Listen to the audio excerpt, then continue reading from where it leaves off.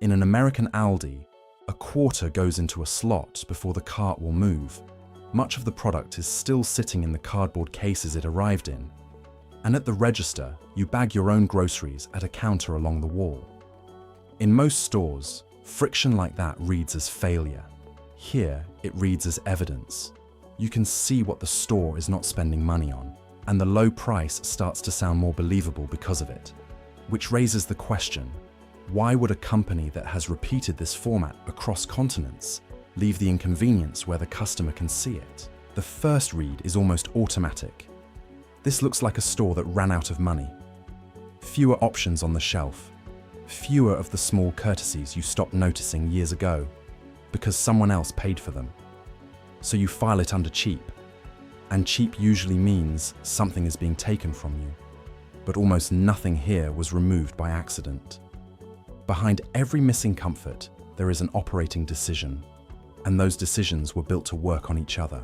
Here is the trade. Everything a full-service supermarket provides is real, and all of it costs money that lands somewhere in the price. Aldi's model removes a large part of that and lets you watch it go. Not every saved cost comes back cent for cent. But by the end, you will see how the pieces lock together. If you want to understand the systems behind prices, brands, status, and behavior, that is what the Elias principle is about. Essen, Germany, 1913. A family grocery business run by the Albrechts. After the war, two of the sons, Karl and Theo, take it over and build it into a chain, officially founded in 1946. The setting matters more than the date. Post-war Germany was not a market shopping for atmosphere, and by Aldi's own account, the brothers were unusually frugal. Less advertising, less decoration, fewer products that were not selling. What they built was not a marketing idea. It was a subtraction habit applied over and over. Advertising cut back. Decoration cut back. Slow sellers pulled instead of propped up. The list gets shorter, the room simpler, the operation easier to run. An item a store decides not to carry is an item it does not order, does not forecast, does not store, and is far less likely to handle twice or mark down. One clarification, because it matters later. Around 1961, the business split in two. Aldi Nord and Aldi Sud. Same origin, same name. Two separate groups running different territories ever since. So when people talk about Aldi as a single global corporation, that is a simplification. What actually spread across the world was never one company. It was a way of running a store. To see what Aldi took out, look at what a conventional supermarket puts in. 15 versions of the same sauce, so you can find yours. A butcher counter and a bakery. Wide aisles, because space feels good. In many stores, someone to bag your groceries at the end. It is real service, and many shoppers want it. But service is labor, space is rent, and range is inventory. Somebody pays for all of it, and that somebody is standing at the register. Start with range. Instead of 10 brands of ketchup, carry 2 that most people will accept.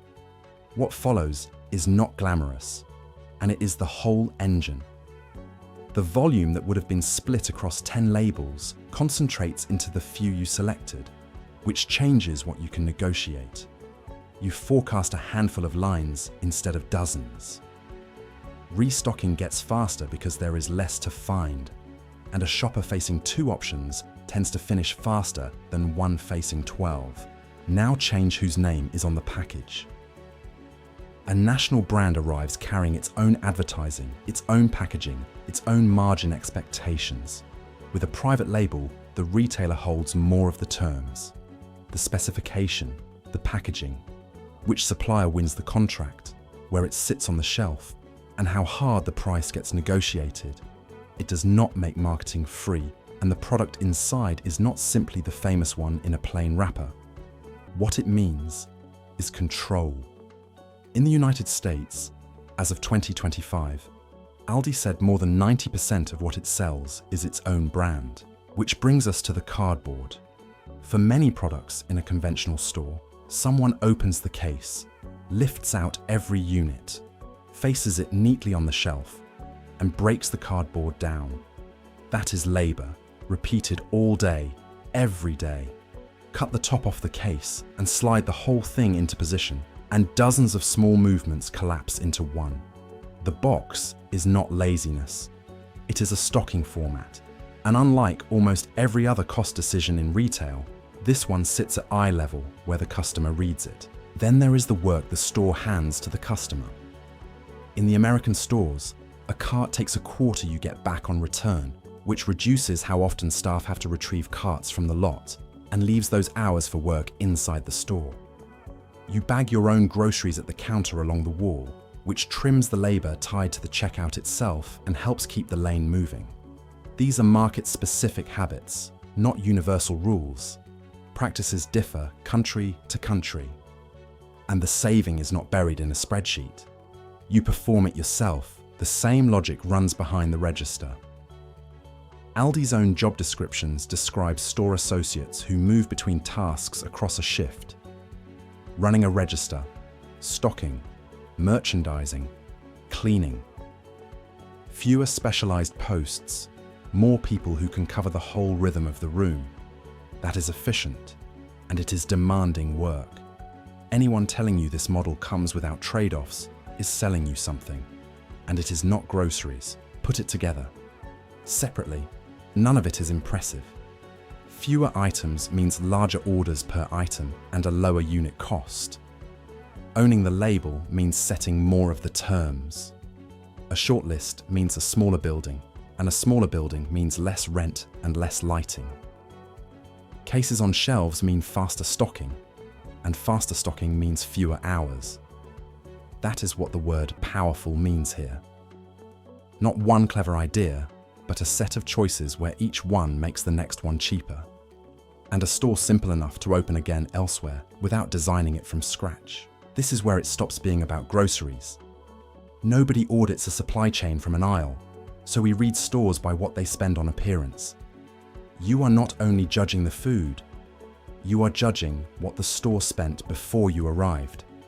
Soft light and the smell of bread argue for a higher price. A carton, a coin slot, and your own bagging argue the opposite. The money went into the goods, not the room. That reading can be wrong. Austerity is a costume too. But when the sacrifice is visible and you perform part of it yourself, a low price stops feeling suspicious and starts feeling earned. The same caution applies to choice. It is fashionable to say fewer options always make people happier. The research is messier. When the options are hard to compare and you have no strong preference, most groceries, most weeks, a short shelf can genuinely make the decision quicker. But if you cook a particular way, or love a brand that is not carried, a short shelf is just a store that does not have your thing. This model was never built for everyone. A simple store is a portable store. Aldi Süd reached Austria in 1968, the United States in 1976, Great Britain in 1990. A store built on thousands of local merchandising and service decisions has to be worked out again in every market. A narrow, repeatable template does not. You open the same small footprint, fill it the same way, and adjust at the edges. An adjustment is always required. Store design, range, and services differ by country. What travels is not the look of the place. It is the template underneath it, and the model has edges. Plenty of shoppers want the counter, the specialist, the brand they grew up with. They are not being fooled. They are buying something this format chose not to sell. The stores have changed too. In some markets and locations they are brighter now, with fresh bakery items, self-checkout, wider ranges than the format began with, and efficiency always lands on somebody. A tightly run floor is a faster floor to work. None of that breaks the argument. It just means it is not immoral. Every store is making a case about what your money is worth, and it argues in surfaces.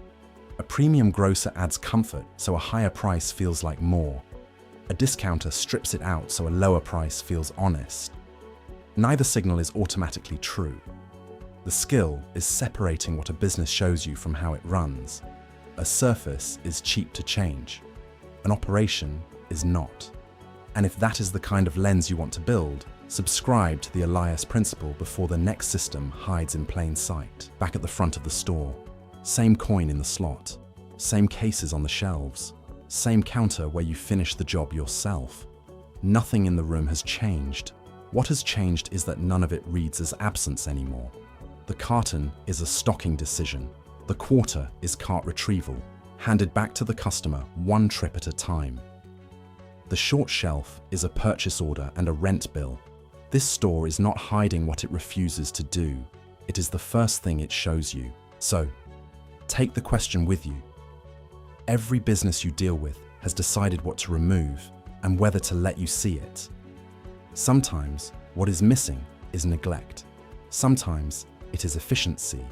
Sometimes it is a message about value, wearing the costume of an inconvenience. The next time something is not there, a person, a service, a choice, a comfort you expected, do not ask whether it feels cheap. Ask what it cost to provide, and who was meant to notice that it is gone.